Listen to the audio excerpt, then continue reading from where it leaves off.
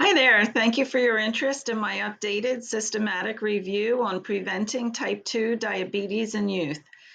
This research project is important on behalf of all children getting diagnosed with unexpected altered nutrition-related lab data such as hyperglycemia. I really want to thank Dr. Ellie Dodge and Dr. Falls, the program director and my professor at UNE, for their research expertise.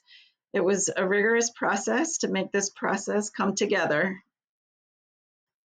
I'd like to introduce myself. My name's Diana Wind. I'm a clinical dietitian and the lead outpatient pediatric specialist in a South Jersey hospital since 2010. I did my undergraduate studies at Rutgers University in New Jersey. I'm also a classically trained chef and CDC diabetes lifestyle coach. For over 10 years, I owned and operated my health food store and 60-seat restaurant in Mount Laurel. I did close the store after Whole Foods moved in down the street in Marlton. And now I proudly work as an adjunct faculty member at Rowan University's coordinated program in nutrition and dietetics, and as mentioned, as an outpatient dietitian at the hospital. Every week going to work as an outpatient dietitian, I do meet children with prediabetes, and some have been as young as 4 years old. And after submitting this manuscript, when I went into work, the next day, lo and behold, I had a child as young as 6 years old with prediabetes and her family coming in, and she also had high cholesterol and high triglycerides. So altered labs is happening on our watch with these children. So I really appreciate your interest in this topic. As a society, we need to reverse this disturbing trend of prediabetes in youth around the world. So today we'll cover my abstract, introduction, methods, results, discussion, and implications for practice. The systematic review aims to update existing systematic review by Brackney and Kutschel, which was in 2015.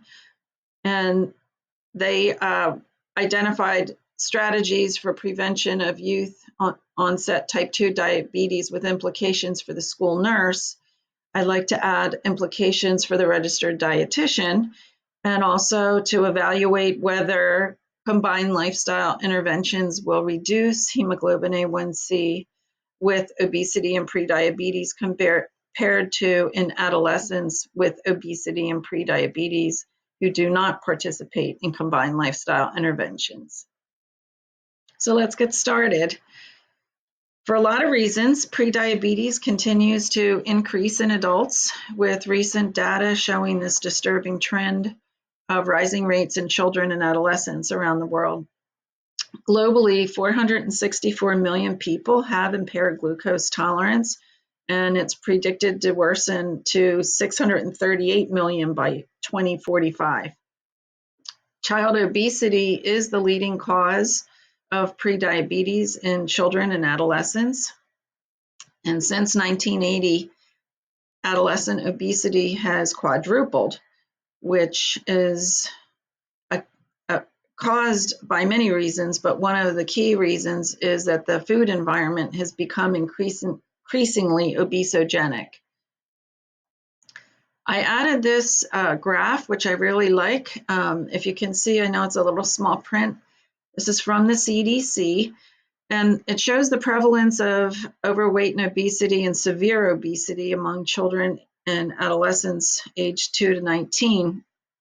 And we really didn't see child cases of type 2 before 1985. So as you can kind of see, the line starts to trend upwards, sort of drastically upwards, which is that quadrupling of obesity from beyond the 85-ish time period. And paralleling that, we're seeing now increasing rates of prediabetes. Prediabetes can lead to type 2 diabetes. To complicate matters, that age in adolescence, there is growth in puberty can increase transient insulin resistance, and that type of insulin sensitivity is related to the growth hormones peaking during their adolescence. Human growth hormone upregulates insulin-like growth factor, which can result in hyperglycemia by liver gluconeogenesis.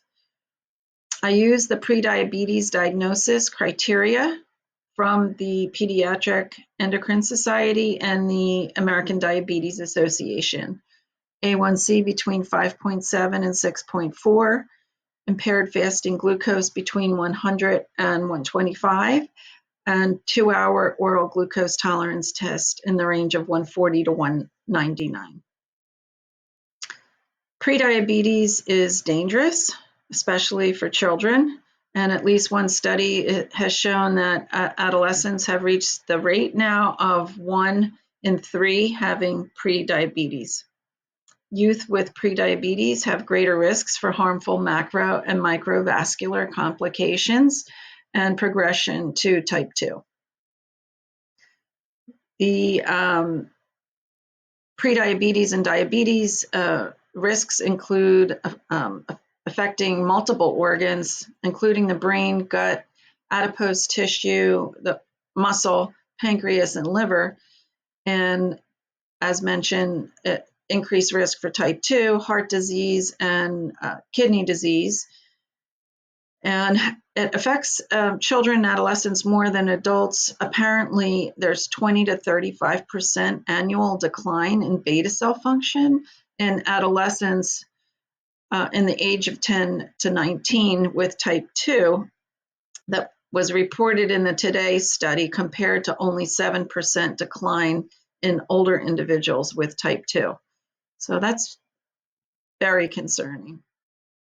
More risks include acanthosis nigricans, which is sort of a visible sign of high insulin levels, darkening of the neckline area or under the armpits, hyperlipidemia, non-alcoholic fatty liver disease, sleep apnea, PCOS, or high blood pressure.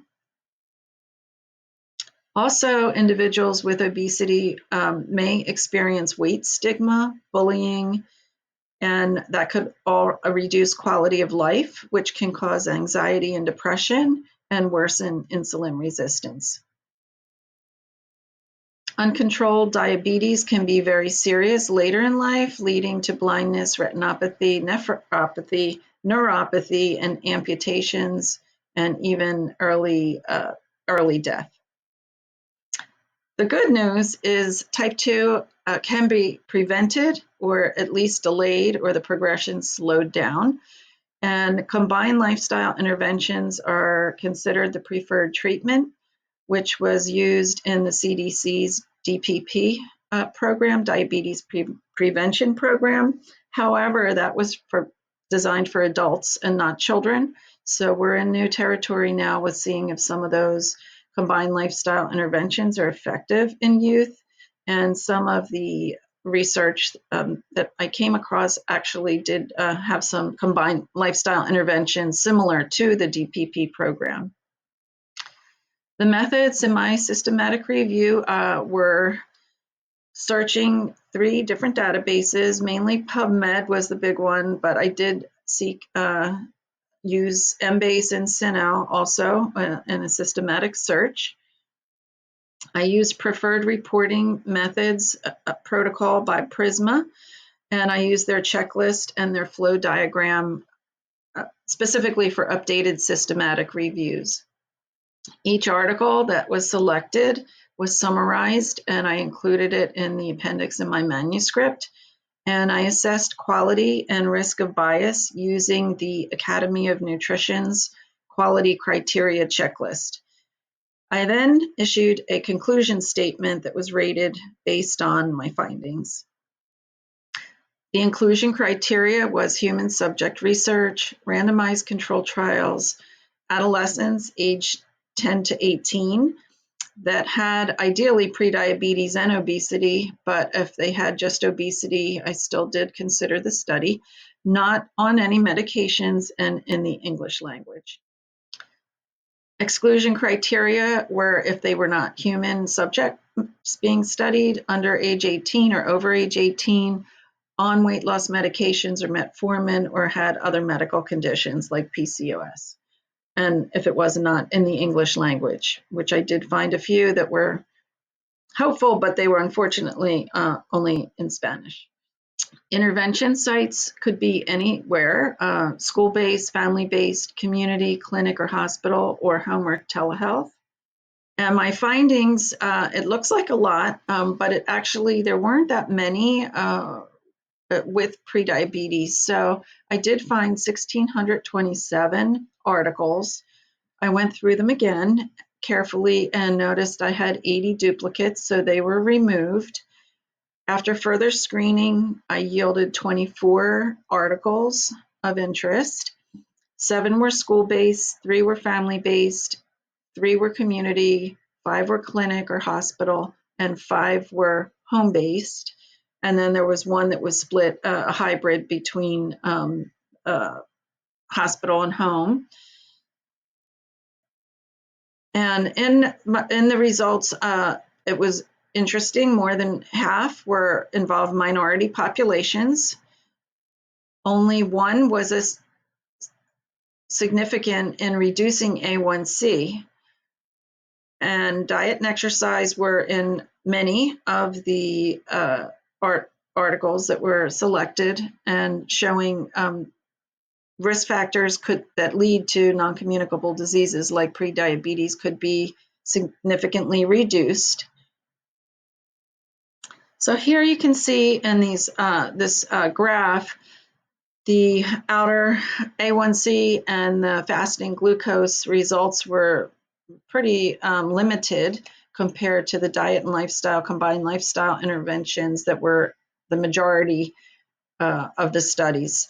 So going forward, we'll further discuss this. The main outcome in my review was in this largest study, which N was greater than 2,000. It was around 2,600 participants.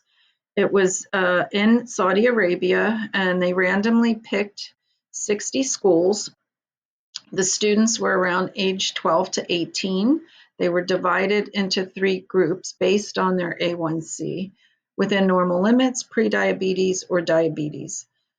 And RD actually did the nutrition education, and they showed a significant decrease in both A1C and BMI in both the pre-diabetic and the type 2 diabetic groups.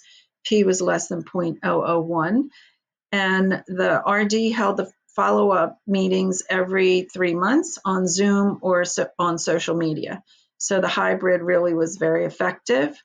And she encouraged 30 minutes a day, 5 days a week of physical activity, which was unlike the other majority of the studies was recommending 60 minutes a day. So it showed that 30 minutes a day could be significant in improving A1C. This slide is particularly fascinating as well. You can see the blue on the right of the donut is about 50%. That's the white Caucasian population of adolescents in the United States. 15 studies actually showed that minority populations were involved, which is significant, since if you look on the left side of the donut, we have all minority populations in the adolescent population as of 2019. Asian, Hispanic, Hawaiian, Pacific Islander, African American, and 2 or more races. So really like that slide. So in conclusion, since there were so few studies using A1C as an outcome variable, I did designate the review with a 3 conclusion grade for quality, which is between 1 strong and 5, a grade that's not assignable. So this indicates that the evidence was limited and weak. The implications for research and practice are, in my opinion, consistent from what my findings found, that consistency and increased frequency are needed with the use of A1C as a variable in research interventions involving youth with prediabetes. Implications for the school nurses and RDs are to continue with the combined lifestyle interventions, encouraging healthy diet and at least 30 minutes a day of exercise. So if you have any questions, thank you so much for your attention. You can feel free to reach out to me either in class or I'll give you my contact information. And I look forward to your feedback and am available with any questions, or if you would like a list of the studies that I did review, I can provide that as well.